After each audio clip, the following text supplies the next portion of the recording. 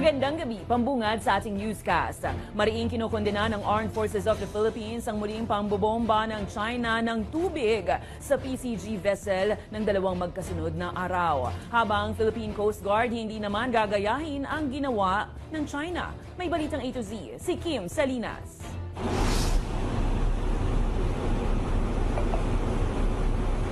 So it is a threat to our national security, but it is not an act of war per se. Malaking banta sa seguridad ng bansa ang hindi lang isa, kundi dalawang magkasunod na araw na pambobomba ng Chinese Coast Guard sa Philippine Coast Guard vessel nitong weekend. Nagsagawa kasi ng resupply mission ng Armed Forces of the Philippines sa Baho de Masinloc at Ayungin Shoal. Of course, threats sila because it is a serious escalation of of the tensions between both countries. No? Umaabot sa almost 50 yung mga Chinese Maritime Militia plus Coast Guard plus People's Liberation Army Navy na nandun sa Ayungin Shoal nung kahapon. Bagamat may dalang banta ang naganap na pambobomba ng tubig, maituturing naman na matagumpay ang naging resupply mission ng pamahalaan. Yung ating mission sa Baho de Masinloc na nagkaroon ng water cannon and many things ay naging matagumpay dahil nakapaghatid tayo ng libo-libong fuel at nakapaghatid tayo ng supplies at Noche Buena para sa 30 fishing vessels na Pilipino. Mismong si AFP Chief of Staff General Romeo Browner Jr. ay sumama sa misyon at naranasan at nasaksihan ang naturang pambubuli ng Chinese Coast Guard.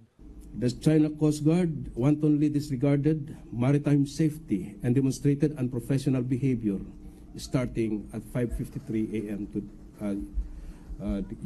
yesterday.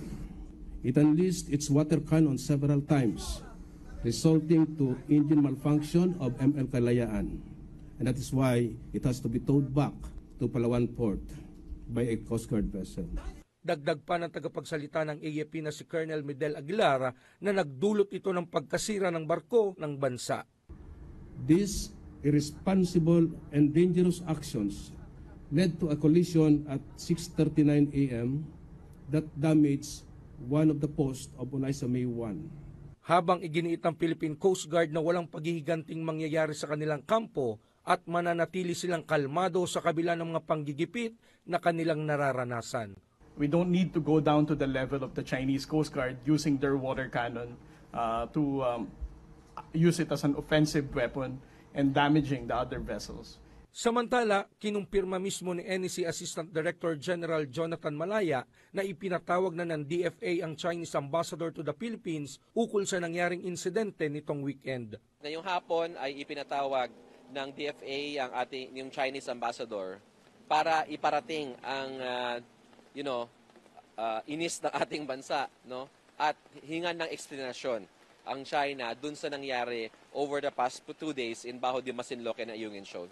Habang patuloy na umaasa ang bansa na mariresolba ang sunod-sunod na pangbubuli sa Philippine vessel. Hahanap po tayo ng solusyon dito sa problema natin. Hopefully ang China makinig, no? At makipagdialogo sa ating bansa ng sinseridad, na may sinseridad at determinasyon na ayusin itong problemang ito. Huwag anyang mabahala ang publiko at hindi naman hangad ng gobyerno ng Pilipinas magkaroon ng kaguluhan at girian ang dalawang bansa. Para sa Balitang A to Z, Kim Salinas.